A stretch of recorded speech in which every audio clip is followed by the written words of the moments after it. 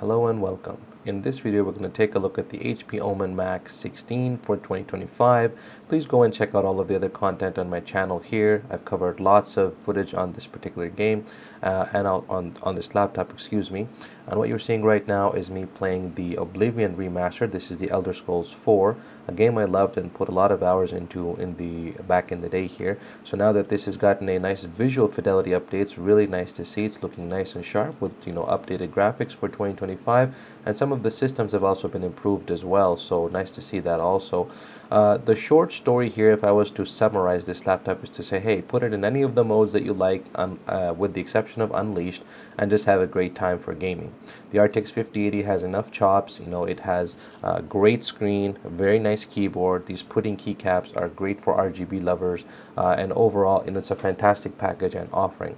I don't think anybody here is going to be complaining, but obviously there's more to the story than that. So in this video, we're going to take a look at everything that the Omen Max 16 brings to the table for 2025 and give you my thoughts and opinions on what I believe is the value proposition that HP's brought here and whether or not this is a buy or it's a skip. Also, before we begin, just a quick disclaimer here. This was purchased with my own money. All of the content and thoughts here that you see here will be my own. Nobody has had editorial review of the content herein.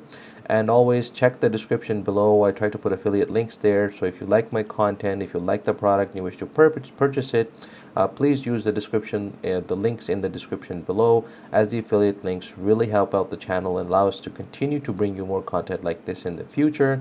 And let's jump right into this review. Let's begin by talking about the build quality of this laptop. So as we know, HP Omen always brings premium build quality, but this year it's no different. With the top cover here, we've got aluminum, and also the same goes for the bottom panel as well. We have an aluminum bottom panel to inspire confidence, and the rest of the device is a mixture of soft touch plastics and of course some metal hinges as well. We've got nice hinges here towards the outer edges here of the display housing and the body of the laptop, so it's going to be nice and stable. There is a little bit of screen wobble, but nothing unusual. Pretty typical for laptops with a display with these hinges on the sides there. If it's too stiff, then it's a little bit hard to open. The benefit of this is that we can actually do a one-hand open quite easily. If I can show this here. One hand open is very easy to do. The laptop is nicely weighted and nicely balanced. It means you can quickly get into it. Now, because this is going to be a plastic surface and it's got this black finish here, that means it's going to pick up finger oils and smudges and stuff very, very quickly, and dust is going to accumulate over time. You'll need to be wiping this down as well. So as you can see here, a few smudges here, but nothing extraordinary. Just a quick wipe here with a lint-free cloth or a microfiber cloth here is going to get this to go away, and you've got a nice shiny laptop that looks clean and new again. The other thing to note here is that HP this year has done a nice redesign. We've got rounded corners here on the edges, so no more sharp corners with the body of the laptop itself. It does seem to have gotten a little bit thicker though. I mean, I can't be 100% sure about that, but to me it looks like it's gotten a little bit thicker, and certainly it's definitely heavier than prior years. Most 16-inch laptops weigh generally around 4.5 or 5, maybe 5.5 pounds. This one is just slightly over 6 pounds. It breaks the 6 pounds marker here. On the top here we have a Omen logo. This one does not light up, it's just reflective. I think this is a miss. It should have been RGB. If we've got this new RGB light bar here at the bottom of this laptop, then we should have had an RGB logo at least as well, but perhaps that's something that we can get into next year. So the design does inspire confidence. It's quite sturdy, it's heavy. I don't have any issues about the build quality. I would not be concerned owning this and being a little bit rough with it for the duration of my ownership. I think it's going to hold up pretty well. And in typical fashion, we have the heavy ports that's going to block a lot of desk space on the back here. So we get Ethernet, full-size HDMI 2.1, the power adapter, still a barrel plug here, and we get a 10 gigabit USB type A port on the back with a 2.5 gigabit Ethernet as well. On the left hand side, we have few ports. We've got two Thunderbolt 4 ports, and to the right of that we have a single combo headphone microphone jack, pretty typical. On the right hand side of this device here, we have just a single USB A port. This is a 10 gigabits per second variety, so nice to see they gave us Gen 2 speeds, and just some venting for the actual exhaust here. Now, new for this year, of course, is a newly designed thermal system, along with a cryo compound that HP is calling it, but it is basically akin to a liquid metal like compound that allows us to have much more cooling. You'll see that it's pretty exhaustive, and it covers most of the components that need to have that heat drawn away. Of course, this is the 5080 equipped model, so we get heat exhaust around here and two exhausts around the back of this device. So lots of hot air is going to be coming out of this device. It's going to be able to sufficiently push that RTX 5080 to very high power levels. Now this is positioned as a desktop replacement device because HP touts 250 watts of total package power for this laptop here. That includes 75 watts for the CPU plus 175 watts for that RTX 5080. I've been testing this for several weeks now, and it's gonna hit those numbers and those figures all day long. There is zero issues here with this thing being able to thermally maintain those types of power levels, which is absolutely fantastic. I think that's something that's new. We did have that now for a few laptops last year and maybe even the prior year, but now we're starting to see that at temperatures that are actually manageable as well. If you haven't seen my coverage here of the thermals, the fan noise, and the power levels, please go check out that dedicated video. It's part of the playlist on my channel where I've done lots of testing and lots of coverage on the Omen Max 16 actually. Like I said, these pudding keycaps are new. If we hit the power button here, you'll see that it does the song and dance here with the RGB lighting. It's very nice. This underglow light here is actually pretty cool as well. And those pudding keycaps really flourish with that RGB lighting setup on this laptop here and that keyboard. So, and in typical Technolux style, this would not be a good review of this laptop if we didn't do a typing test on this particular keyboard. So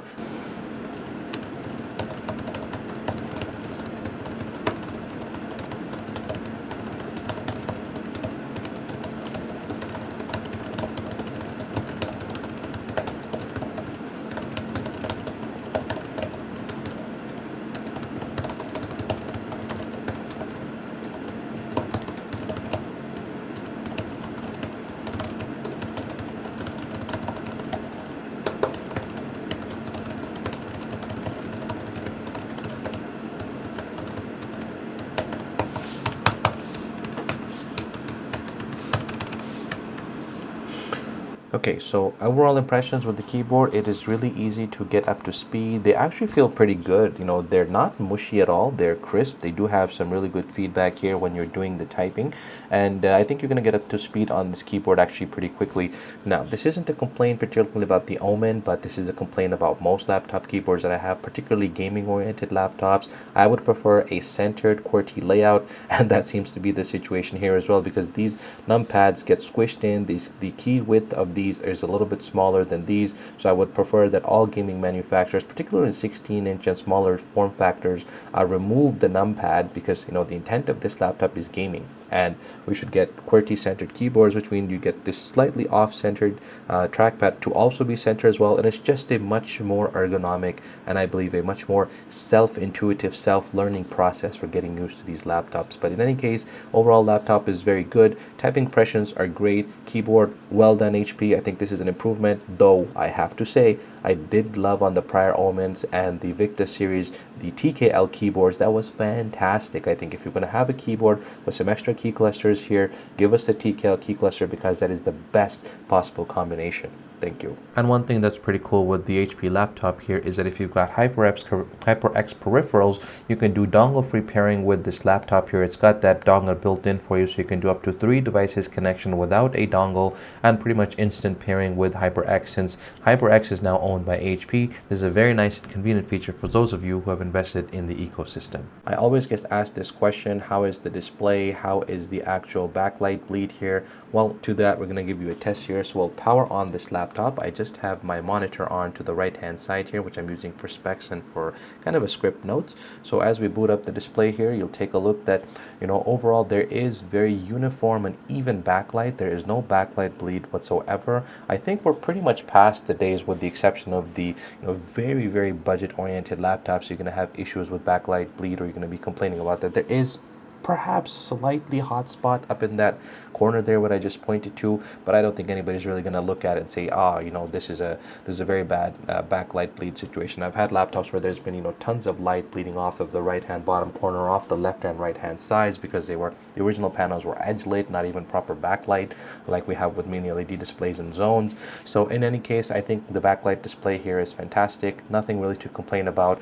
And let's take a look at the actual brightness here of the screen and the text legibility and the contrast and overall readability of this display changing on depending on how you change the brightness level. So right now I've got the brightness here turned all the way down, and we'll slowly in increments start to turn the brightness up, and you guys can see how well this screen responds in terms of readability, brightness, and contrast, etc. So we'll start here with let's see, turn all the way down. So this is its lowest in terms of the brightness on this display, and we'll go to 10%, 20%, 30%, 40, 50, 60, 70, 80, 90, and 100, and then yet all the way down again.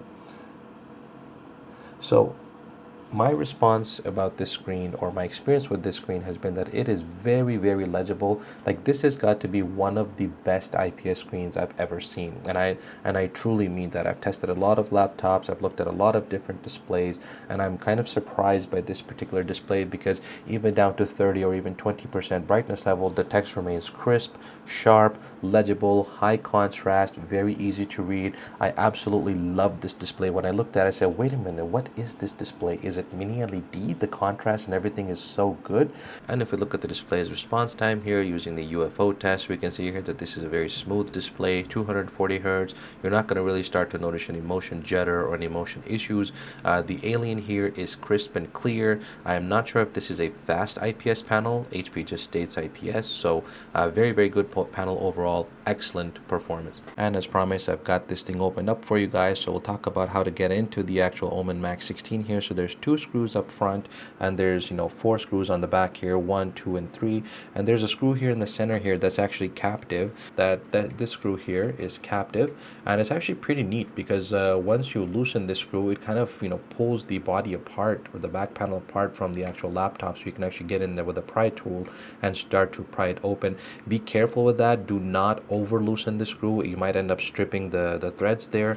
I had to be pretty careful. I really wasn't sure what was happening, so I had to go into the service manual to kind of figure out how to actually get this apart. It was a little bit tricky, but it wasn't difficult at all. They're just standard Phillips screws, and once you do that, then you can just kind of use a tool to pry around the sides here and around the back. Once the clips are unclipped, thankfully this LED bar at the front or the bottom of the laptop here is actually attached. In some Asus laptops in prior years, I've seen that they actually are attached to the actual the body here with some wires, and that's very, very dangerous. You could snap that off. But anyway, it's a very, very well built laptop, and it's pretty densely packed. There's very little room in here to fit anything additionally. So you can see here the size of the vapor chamber is just massive. It's pretty much for the most part covering the entirety of the motherboard here. Of course, we've got open RAM slots here, and we've got 2 SSD slots as well. So we've got DDR4 modules here, DDR5. You can replace these, swap them up to 64 gigabytes of RAM quite easily. And of course, you have 2 SSD slots here. One is pre-populated with a PCIe Gen 5 SSD drive. That means we have an additional SSD slot here that's available to us. So you can of course populate a M.2 Gen 4 SSD in here. I'm not sure if both slots are SSD Gen 5 speeds. Now these are 2280 standard size slots here, so thankfully you'll have lots and lots of options to find SSDs to upgrade this particular laptop. That means potentially you could go into 4 and 4 terabytes for 8 terabytes of overall storage. And as I mentioned before in my unboxing and hands-on, this is a very, very dense laptop, roughly a little bit over 6 pounds here, so it's not going to be light, certainly, unless you go into unleashed mode and let it run all tilt. It's going to run very, very nice, very cool, and you can have some amazing gameplay experience on this laptop at performance mode. Finally, we're starting to see PCIe Gen 5 storage in these laptops. We've got here an SK Hynix 1 terabyte PCIe Gen 5 speed drive. I'll throw up the benchmarks here so you can see the actual speeds from it. It's pretty good speeds, certainly getting beyond the PCIe Gen 4 limit of 7,000 megabits per second read and write speeds. However, this certainly isn't the fastest because we're looking at doubling with PCI Gen 5 speeds of about 15,000 megabytes per second, but we aren't really seeing that here as the case. But nonetheless, a nice affair. You have two SSD slots, one is populated. You can certainly throw another SSD in there. HP doesn't really state in their specifications whether both slots support PCIe Gen 5. However, I would assume that if one is supporting it, the other one is most likely PCIe Gen 4 speeds. I don't have any way to confirm that. If you know, please leave a comment below so that we can share that information with everybody. We also have upgradable RAM here, thankfully, because this is not a thin laptop by any means, nor does it try to be. And I would prefer that, so we have upgradability and more usability for the long term as you own this particular laptop. So the two slots here are DDR5 slots. You can throw some SODIMMs in there, get yourself up to 64 gigabytes of RAM in this particular device. There are some 5080 configurations you can purchase directly from HP that will have 64 gigs of RAM available or already pre-configured. So it's nice to see that we're starting to get beyond 32 gigabytes considering AI capable CPUs and very AI capable GPUs, and that we're moving into a very AI centric era into the future. In this segment, let's talk about the CPU performance here. We've got the Core Ultra 9 275HX. This is the CPU that's in this particular device here. We've got 24 cores on board. And what's kind of interesting with the Core Ultra 9 275HX is that we don't actually have hyperthreading here. This is just 24 straight up cores, but the HX is the highest power line here that's meant for desktop replacement kind of laptops here. So this is a very, very fast CPU. Its speeds, it has very good speeds. 2.7 gigahertz is the base speed, but it can boost up to 5.2 gigahertz. I'm running Cinebench 2024 multi-core test right now on this laptop. I'm also going to throw some additional synthetic benchmarks that I did on the CPU. But I think in terms of CPU wise, the amount of cores that we have, the amount of boosting that these CPUs can do, without the exception or with the exception of the most demanding of users who really need a workstation such as a 64 core or 32 core CPU, I don't think anybody's really going to be complaining about the CPU horsepower of these particular machines. You'll see there it ran some AI tests using the Geekbench AI because these Core Ultra 9s do have an NPU built in. As you can see here, we've got Intel AI Boost. So that means you can do some AI chops right onto these machines themselves, and that AI is going to be leveraged by more and more, products and apps in the near future. For example, video editing, game creation, Unreal Engine, so on and so forth. So it's nice to see that you'll have lots of longevity there, and some future proofing as it comes, into those people who are doing the professional workflows. Aside from that, I don't think there's really much else to say here. The CPU does handle this, pretty well. For gaming, I've seen it boost very, very high, up to 4.5, 4.95 gigahertz, quite easily, depending on the game. Right, here is a test of the webcam that's built into the HP Omen Max 16 for 2025. HP calls this their HP True Vision Full HD infrared capable camera. That means you do get Windows Hello authentication and biometric security here with this particular laptop. And we've got, temporal noise reduction here. I think that's just, fancy jargon for it tries to clean up the noise. But as you can see here with low light in my background and just an overhead studio light here, it's actually quite noisy in the darker areas. So it certainly doesn't handle low light very well. But I think overall the face projection, or the face representation rather, in this camera is actually quite better than some of the other full HD infrared cameras that I saw last year and a few that I've seen already this year. So well done HP. This is it's a step towards better improvement of video quality on these cameras.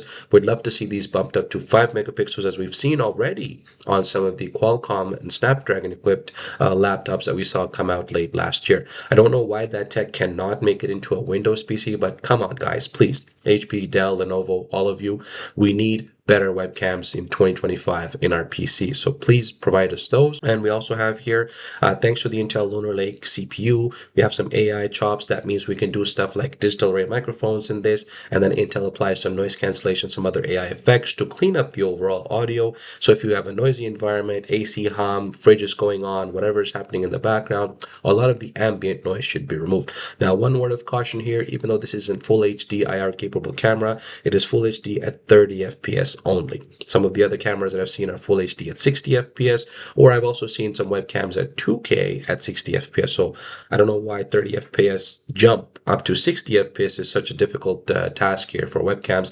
We have plenty powerful CPUs and GPUs in these dedicated laptops. Now, with AI capabilities, why are we not standardizing at least 5 megapixel, high frame rate and high fidelity webcams in these PCs? Let me know what you think of the overall video quality of this cam for 2025 from the HP Omen Max 16, and also what you think of the audio quality from those digital array mics that are in this laptop. Connectivity is provided here by the Wi-Fi 7 BE200 chip from Intel, and of course we've got Bluetooth 5.4 on board as well. So we've got the latest connectivity standards. You're going to get some excellent speeds, excellent ability to connect and pair with devices, and of course you've got 2.5 gigabit Ethernet as well if you prefer the more wired connectivity. All right, now let's talk a little bit about power consumption and battery life here on the Omen Max 16. So we've got a 6-cell typical 83 watt hour battery here that's in this laptop. You're going to see about 7 hours, roughly 6 to 7 hours of battery life here, which should allow you to get through a typical work day. That said, though, we do have smart charging on board, or rather fast charging. We do also have, 100 watts of power delivery with our Thunderbolt 4 ports on the side here. You can use either of those ports to supply up to 100 watts of input. If you have just a USB Type-C charger handy, that should get you through some part of your day, allow you to get a very low level of power so you can continue to use the device at least. Now, one other thing to point out here is when you're in the battery saver mode, you've got low power efficiency and you've turned on energy saver from within Windows here, the Windows control panel will take over the power settings here. And when you see that in the Omen Max Gaming Hub software, you'll see here that this is actually reflecting that you've got. However, I'd love to see some more configurability into what this eco mode actually does. For example, if you want to turn off Bluetooth, if you don't have any Bluetooth peripherals, to help extract the most out of that battery life here. Nonetheless, you do get this warning at the top. It says that Windows has taken control. Once you've plugged into an AC power adapter, it will resume and allow you to swap back into the other modes. And just as a quick tip here for everybody, when you get your new Omen Max 16, the first thing you're probably going to want to do, because you'll see here this icon, this is McAfee. This is an antivirus software that I don't really believe is necessary these days, because particularly for the reason that we have this built into Windows now for a long time, what is called Windows Defender. Microsoft sends out regular updates for antivirus, so there's really no reason to leave that installed. It's third-party software. It collects your data. We don't know what it does with your data, and of course it has all of these resources that are present in the software, or excuse me, on your PC, that use up resources that you could be allocating to other functions on your laptop. So the first thing I do whenever I get a new laptop is go through this and get this installed. You'll also have this web advisor, which is supposed to be some sort of web security. Also, you don't need that as well. There's other ways to get better web security, so remove this as well. And we'll say no, just uninstall it, please.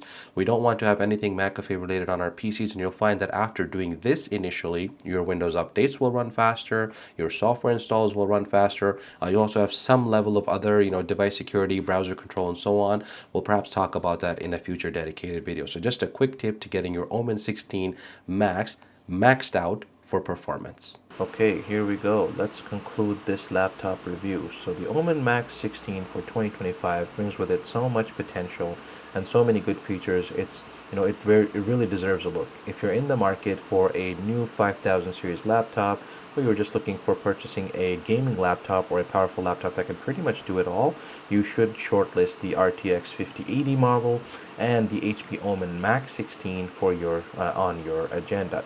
Now, that's it here. There's so many good things that HP has brought to it. The new vapor chamber, the new design, the soft rounded corners, metal chassis. It's got PCIe Gen 5 SSD support. It's got, lots of thermal headroom. The Omen Gaming Hub just keeps getting better and better. That unleashed mode for all the power you want from this device.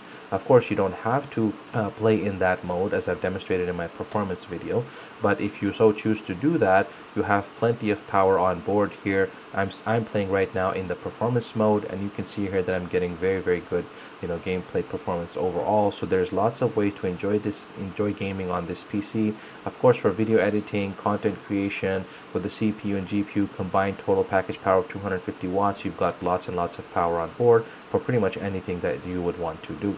So aside from that, I think there are a couple of things here that I would love to see as improvements. One is obviously that the webcam that's in this device. We have a webcam here, but it's only 1080p, but the 1080p is only at 30 FPS. We're getting truly into the desktop replacement category here, but at what cost?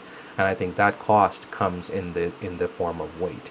And I think this is a feature or perhaps a specification that really isn't being highlighted too much, considering that people want thinner and lighter, not in the opposite direction. However, you have to understand that as a desktop replacement laptop or device, you need as much power to be able to be pushed to the CPU and of course the GPU to get those levels of performance. And that level of performance we certainly have. Another miss is we have these two side firing and down firing speakers. I would love to have seen this swapped over to a QWERTY keyboard, centered, so we have a centered trackpad below it, and then we can get two top facing speakers as well, 4, 6, 8 speakers. I'll just show you the settings here that I'm playing at. So running in the native display, 1600p resolution, uncapped frame rates. I've got enabled show FPS. You guys can see here in the top right hand corner. But as you can see here, I'm running with Lumen hardware ray tracing on, and in the high preset, we've got DLSS turned to quality, and we've got frame generation turned on, and reflex is turned on as well. So with that, I'm getting about 150 plus frames per second. Anyhow, the other thing I want to conclude with is this display is excellent. Whether you choose to go with the standard IPS display or you decide to bump up to the model that has the OLED display on it, you're going to have very, very good 1600p, 16 by 10, 500 nits display. The OLED displays are finally starting to catch up on these laptops with what you would get from a typical high-end TV. So it's very nice to see that that's happening. And the other thing that's very nice is, I'm just going to turn the camera down here, as you can see that this lattice-less keyboard, which is new for 2025 with the Omen Max 16, is actually pretty fantastic. I love these pudding style keycaps. The RGB here is excellent. Got a very good trackpad on here, precision drivers, precision touchpad, and gesture support from Microsoft. It's fantastic. And yes, it is a plastic surface for those of you who asked in my comments. Alright, that's all for this video. If you like my content, please click the like button, please click subscribe, and of course also click the notification bell so you're the first to know when there's new content available here. And of course, please check the description box below if you like my content, if you like this product and you wish to purchase. Please use the affiliate link in the description box below, as it really helps this channel out, and so we can continue to bring you more content like this in the future. Thanks very much for watching, and we'll see you in the next video.